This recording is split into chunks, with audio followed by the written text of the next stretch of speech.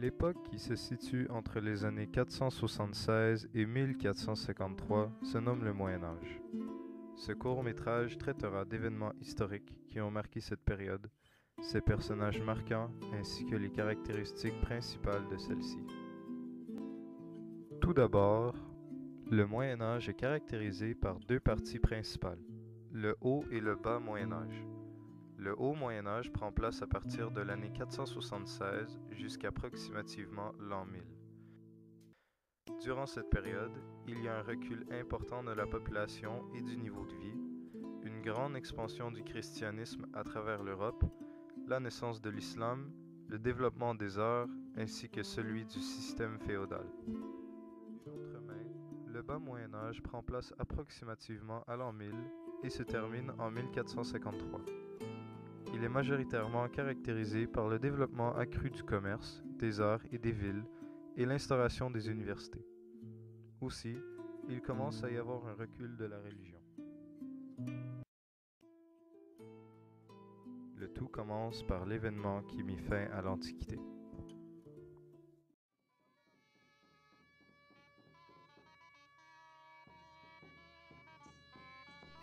En 476 est arrivée la chute de l'Empire romain d'Occident.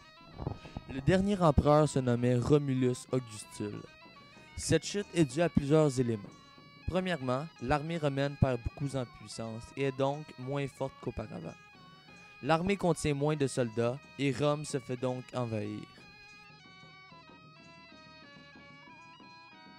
Deuxièmement, le christianisme est encore plus en expansion que dans l'Antiquité. Puisque le christianisme est plus présent, l'empereur perd du pouvoir au profit du pape. L'empereur est donc moins présent pour diriger l'armée. Troisièmement, l'économie de Rome va de plus en plus mal. Ils font beaucoup de fêtes et jettent l'argent par les fenêtres et deviennent donc plus pauvres. Finalement, la séparation de l'Empire romain en 395 a eu beaucoup d'influence par rapport à la chute de l'Empire romain d'Occident. L'Empire romain d'Orient reçoit de l'aide de plusieurs pays de l'Est, notamment de la Chine, et donc deviennent plus puissants que l'Empire romain d'Occident. Plusieurs autres théories ont été amenées, notamment celle que l'Empire romain d'Occident s'est en fait effondré au 7e siècle avec les croisades, mais celles nommées sont les principales. L'Empire byzantin prend naissance en 395 suite à la séparation de l'Empire romain en deux, l'Empire romain d'Occident et celui d'Orient.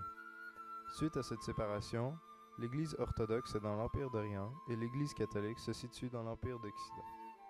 L'Empire romain d'Occident est dévasté à cause de sa situation économique faible, ainsi que par les invasions barbares, et finit par disparaître. Par contre, l'Empire d'Orient survit. Il se nomme désormais l'Empire byzantin en souvenir de la ville grecque Byzance, avec Constantinople comme capitale. Avec les années, plusieurs invasions de l'Empire byzantin ont lieu, notamment les invasions de l'Empire ottoman qui volent peu à peu le territoire de ce dernier. Il diminue non seulement en territoire, mais aussi en puissance. Il est finalement conquis par les Turcs, menés par Mehmed II en 1453. C'est la chute de l'Empire byzantin et le règne musulman prend place. Le traité de Verdun divise l'Empire carolingien en trois parties. Chacune d'entre elles était destinée à chacun des petits-fils de Charlemagne. Louis le Germanique reçut la France occidentale, Charles le Chauve reçut la France orientale et Lothaire reçut la France médiane. Ce traité applique la coutume française du partage de l'héritage. Donc, le partage est fait entre tous les fils et non seulement le fils aîné. Ce traité marque aussi la fin de l'Empire carolingien. Le couronnement d'Othon Ier est un événement historique parce qu'il déclenche deux événements importants. La naissance du Saint-Empire romain, ainsi que la réussite à bloquer les invasions barbares, notamment celle des Huns, qui pillaient constamment les territoires de l'Europe. Othon Ier était reconnu pour ses stratégies militaires et son alliance avec l'Italie, lorsqu'il épouse la reine Adélaïde, veuve du roi Lothaire, en 951. Il participe dans le développement politique de l'Italie et se dit même être le roi de ce dernier. Le Saint-Empire romain est dénommé aujourd'hui en allemand moderne comme le Premier Reich.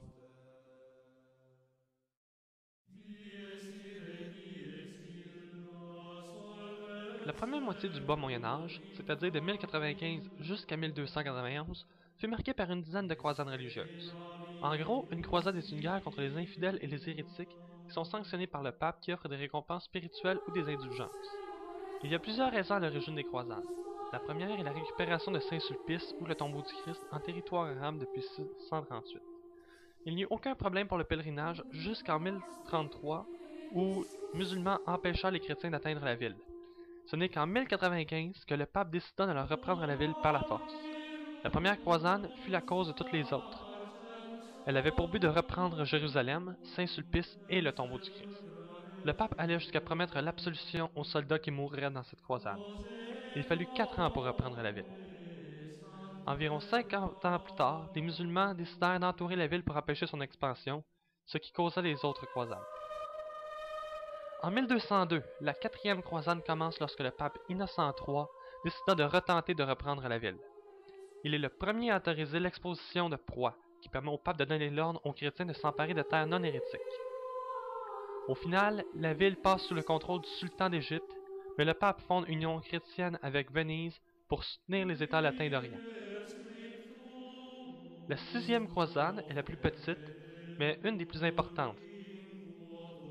Elle se termine en négociation et redonne Jérusalem au pape sans se battre.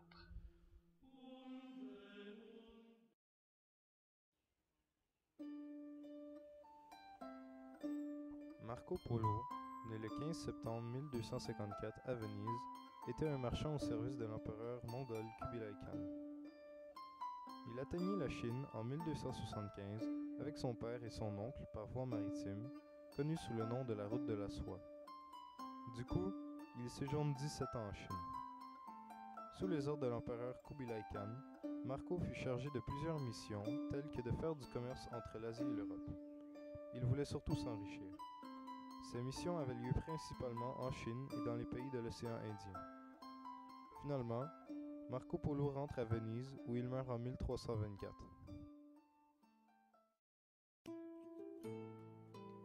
Jeanne d'Arc, née le 6 janvier 1412 à Domrémy, est un des personnages les plus importants de la guerre de Cent Ans pour la France. Elle se dit envoyée par Dieu pour sauver la patrie de sa nation. Malgré le fait qu'elle est une simple paysanne, elle mène les troupes françaises à la victoire lors de la bataille d'Orléans. C'est après cette victoire que l'on l'a surnommée la Pucelle d'Orléans. Finalement, elle est capturée par les Bourguignons pour être ensuite vendue aux Anglais pour la somme de 10 000 livres. Suite à un procès, elle est condamnée au bûcher. Elle est aujourd'hui l'une des 4 saintes patronnes secondaires de la France.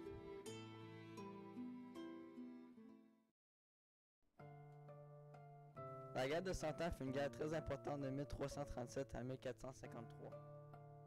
Cette guerre débute lorsque Édouard III d'Angleterre revendique le trône de France et défie Philippe IV de Valois, aussi connu sous le nom de Philippe le Bel. Cette guerre eut lieu principalement dans les Pays-Bas et la France d'aujourd'hui. Ce conflit se divise en plusieurs batailles, incluant la campagne de Jeanne d'Arc. Durant la première phase de la guerre, c'était l'Angleterre qui remportait le plus de batailles. Après plusieurs escarmouches, le nouveau roi d'Angleterre, Henri V, profite de la folie du roi Charles IV de France, nouveau roi de France, et de la guerre civile entre Armagnac et Bourguignon, un conflit entre Français, pour relancer l'attaque. En remportant cette bataille, Henri V obtient la couronne de France pour son fils Henri IV au traité de Troyes en 1420. En 1429, Jeanne d'Arc prend contrôle de Reims et Compiègne. Les Anglais sont alors progressivement repoussés de la France. En 1453, les Anglais perdent contrôle de la France. En 1475, un traité est signé et la paix règne, pour maintenant. Sur un point de vue démographique, les morts sont très peu, à comparer de la Grande Peste, une pandémie de peste bubonique qui touche la population européenne en 1347 à 1352. La peste noire aurait tué 30 à 50% de la population européenne en 5 jours. Après cette guerre, il y eut un grand déclin de la cavalerie et l'apparition de l'artillerie.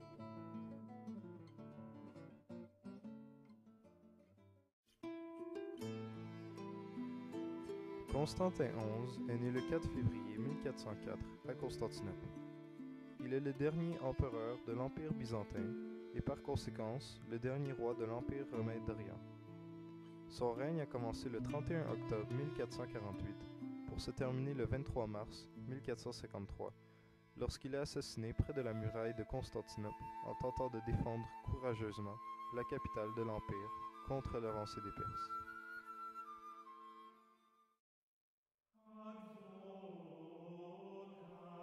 À partir de 1400, l'Empire byzantin est à l'agonie. Ne possédant que la partie autour de Constantinople et une partie du Péloponnèse, les Byzantins ne contrôlent plus les voies commerciales entre l'Occident et l'Extrême-Orient, ce qui avait autrefois contribué à leur enrichissement. À cause d'une avancée significative de l'Empire ottoman, Constantinople se retrouve entourée par les Turcs. Ayant pillé tout le territoire autour de Constantinople, les Turcs avaient toutefois laissé la ville sauve jusqu'à présent. Mais cela était sur le point de changer. L'Empire byzantin, voyant le danger arriver, mais n'étant pas en mesure de se défendre, faute d'effectifs, fit tout en son pouvoir pour trouver de l'aide chez les pays voisins. Cependant, l'armée turque étant trop puissante, aucun pays ne voulut porter aide à l'Empire byzantin.